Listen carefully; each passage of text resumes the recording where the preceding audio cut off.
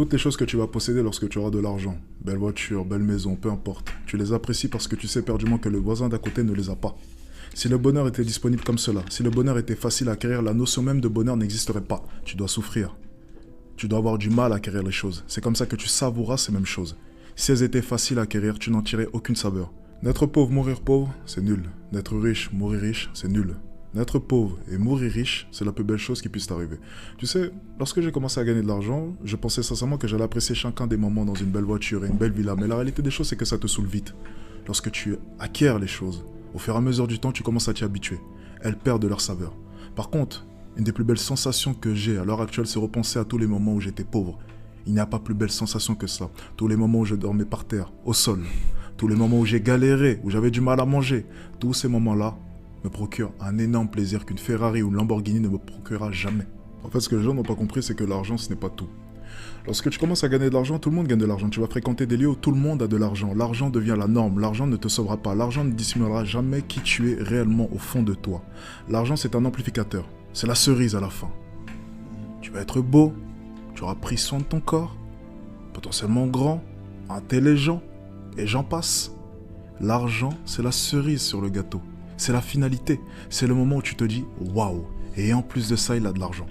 Mais l'argent ne sauvera jamais qui tu es réellement. Tous ces gars qui pensent qu'en ayant une RS6, en ayant 100 000 euros sur leur compte, ça changera tout, ils n'ont rien compris. Ça changera tout dans une petite chicha du 93, mais ça ne changera rien au Plaza Athénée. C'est une question de perception. J'en parlais tout à l'heure, le mindset, c'est la chose la plus importante que tu dois avoir. Tu dois percevoir les choses de la bonne manière. Tu sais, tout dépend de ce que tu peux accepter dans ta vie. Tu acceptes quoi? Tu acceptes 2 000 euros par mois? Tu acceptes 3 000 euros par mois? Certaines personnes ne peuvent pas. Lorsque je gagnais pas mal ma vie, on peut le dire quand même avec le basketball. J'étais pas non plus riche non plus, mais je gagnais bien ma vie avec un appartement de fonction. J'ai pas accepté cela. J'aurais pu très bien me dire, tout va bien. J'ai une vie qui est bien plus confortable que 70% des Français. Je peux rester comme cela. Mais je n'ai pas accepté la situation. Tout dépend de ce que tu peux accepter dans ta vie. Si tu acceptes que tes parents se lèvent à 5 h du matin pour aller travailler pendant que toi tu ne branles rien, c'est que tu n'as rien compris à la vie selon moi. Tu ne dois pas accepter ce genre de choses, comme tu ne devrais pas accepter qu'une personne te manque de respect. C'est exactement la même chose. C'est un manque de respect que l'État te paye 2 000 euros pendant qu'il imprime des millions et des millions chaque jour. Ça, c'est une réalité. Tu sais, la chose la plus drôle que j'ai pu voir, c'est qu'il y a énormément de personnes qui disent vouloir réussir. Énormément de personnes disent j'aimerais réussir. Énormément de personnes disent je veux cette voiture. Énormément de personnes disent je veux cette villa. Mais en fait, ces personnes désirent la réussite comme j'aimerais jouer de la guitare. Tu vois, lorsque je vais au restaurant et je vois ce mec qui joue à la guitare en impressionnant les nanas, je me dis c'est cool, j'adorerais jouer de la guitare. Mais en même temps, je ne passerai jamais une nuit à essayer d'apprendre à jouer de la guitare. J'aimerais bien en jouer, mais je ne ferai pas les efforts pour pouvoir réellement en jouer. C'est à peu près pareil avec les gens. Ils veulent réussir, mais ils ne sont pas prêts à faire les actions et les efforts pour pouvoir réussir. Je pense sincèrement que la plupart des gens se méprennent sur moi. La plupart des gens pensent que je suis une bête de confiance. La plupart des gens pensent que je ne doute jamais. La plupart des gens pensent que je n'ai jamais peur. C'est totalement faux. La réelle confiance en soi, pour moi, c'est très simple. C'est cette capacité à faire face à ces peurs. C'est cette capacité à aller au-delà de cette peur. C'est la plus belle chose qui puisse t'arriver, avoir réellement confiance en toi. Avoir peur, trembler, ressentir la pression et avancer tant bien que mal. Tu sais, je vois la confiance en soi comme le fait d'avancer dans le bizarre. Tu as cette neige, ce vent qui essaye de te pousser vers l'arrière. Et toi, tu fais face à celui-ci. Et tu avances encore et encore, encore et encore, toujours vers ton objectif qui est clair. Une des choses les plus importantes, c'est de fixer un objectif. Et énormément de personnes veulent réussir, énormément de personnes veulent devenir riches. Mais énormément de personnes ne sont même pas en mesure de pouvoir citer précisément les points et les choses qu'elles veulent obtenir dans leur vie. Déjà, fixe clairement tes objectifs. Quelle voiture veux-tu conduire? Quelle villa?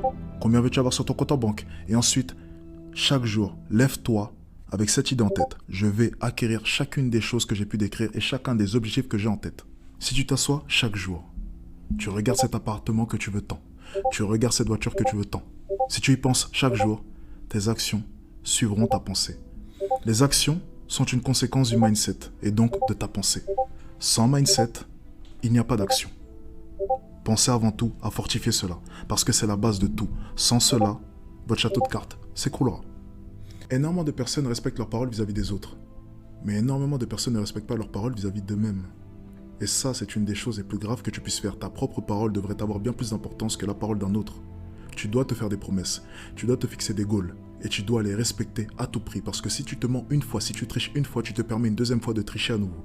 Tu sais, Dire simplement que je n'ai rien à prouver, c'est la plus belle connerie que tu puisses dire. Je pense que c'est la plus belle connerie qu'un homme puisse dire. Je pense qu'on vit dans un monde de compétition. Je pense que c'est joueur contre joueur. Je pense qu'on a tous quelque chose à prouver. Je pense que depuis que nous sommes jeunes, on est noté constamment. Qui aura la meilleure note, qui accédera à la meilleure école, qui gagnera le plus. On vit dans un monde de compétition. Renier ce fait, ce serait être totalement hypocrite et dans le déni vis-à-vis du monde actuel.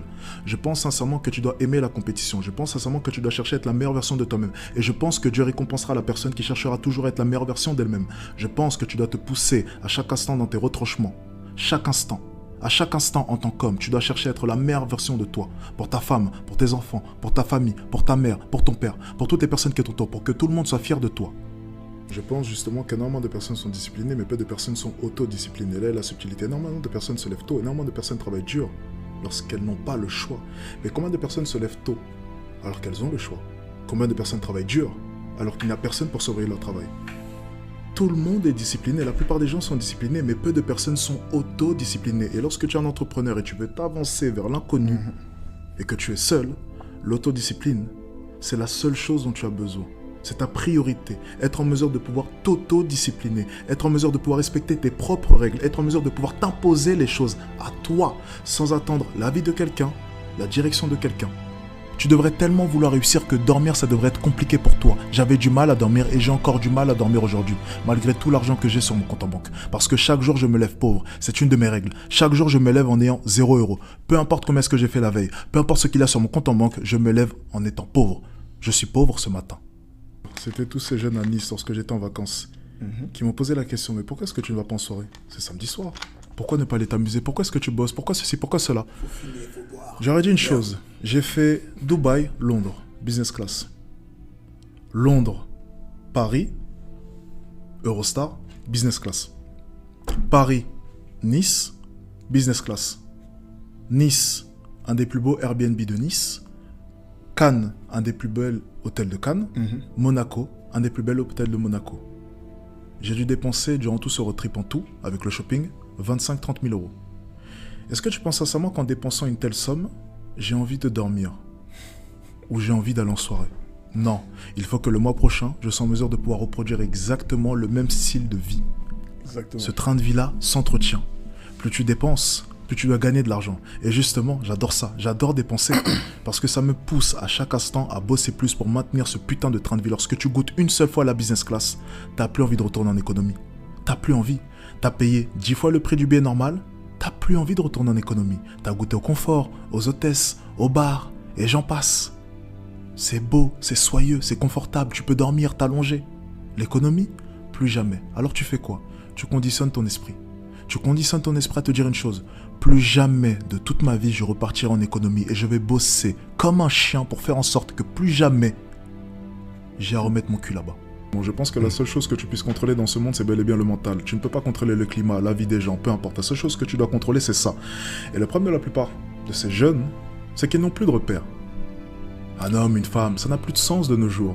Sur quoi se basent les hommes pour se construire? On essaie de détruire la masculinité. On m'accuse d'avoir une certaine forme de masculinité toxique comme moi. Mais les hommes comme moi, les hommes, les vrais, de leur côté, ont été les piliers de ce monde pendant des années et des années.